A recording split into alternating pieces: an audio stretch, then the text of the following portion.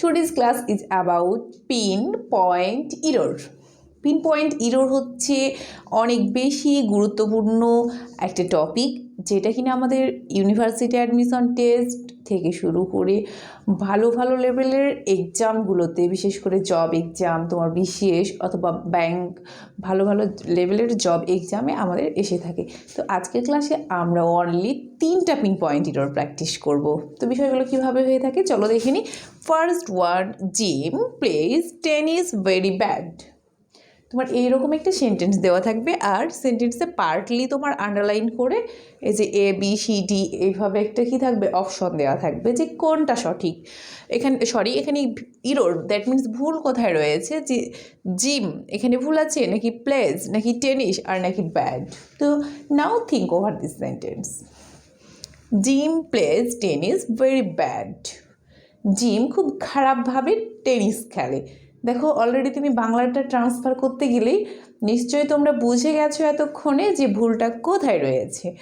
আবারও দেখো যে জিম প্লেজ, জিম খেলে, যদি আমরা এটা প্রেজেন্ট ইনডিফিনিট টেন্সে নিই তাহলে জিম তো ঠিক আছে, জিমের জন্য আমরা এখানে থার্ড পারসন সিঙ্গুলার এস পেয়েছি, সেটাও ঠিক আছে। টেনিস খেলে, আচ্ছা টেনিস খেলার মধ্যে আমরা কোনো সমস্যা পাচ্ছি না, তাহলে মোটামুটি ধরে নিতে পারি যে আমরা ব্যাডে সমস্যা পাচ্ছি, ভেরি ব্যাড।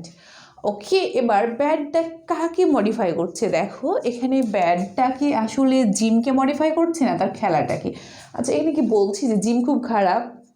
নো, এটা কিন্তু বলে না, বলছে যে জিমের টেনিস খেলাটা ভালো না, ভালো টেনিস খেলতে পারে না। দ্যাট মিনস এখানে তোমার হচ্ছে গিয়ে খেলাটাকে মডিফাই করছে, তার খেলাটা ভালো না। যেহেতু এখানে ভার্বকে মডিফাই করছে, সো আমাদের আনসার করতে হবে কি অ্যাডভার্ব, নট অ্যাডজেক্টিভ। নাউন বা প্রোনাউনকে মডিফাই করলে আমরা অ্যাডজেক্টিভ দিতাম।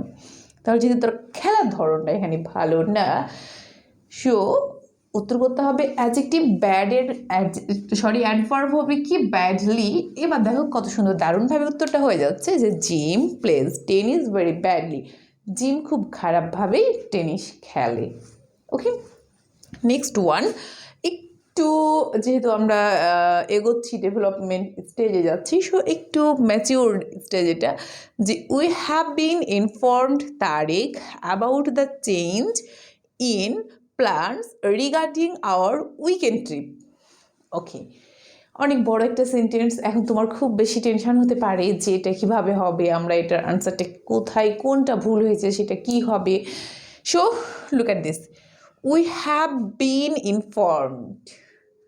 আচ্ছা, we have been informed Tarek আসলে বোঝাচ্ছে যে আমরা তারেককে ইনফর্ম করেছি কি অ্যাবাউট দ্য চেঞ্জ, মানে যে পরিবর্তনটা হয়েছে, ইন প্ল্যানস, কিসে প্ল্যানে, রিগার্ডিং আওয়ার উইকেন্ড ট্রিপ, আমাদের উইকেন্ড ট্রিপ বা সাপ্তাহিক যে ট্রিপে যে চেঞ্জটা এসেছে, এইটা কি করেছি, আমরা তারেককে ইনফর্ম করেছি।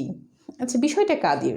বিষয়টা হচ্ছে আমাদের উইকেন্ড ট্রিপের চেঞ্জিংয়ের বিষয়। So we will inform Tarek, Tarek will not inform us. এটা কিন্তু তারেক আমাদের ইনফর্ম করবে না।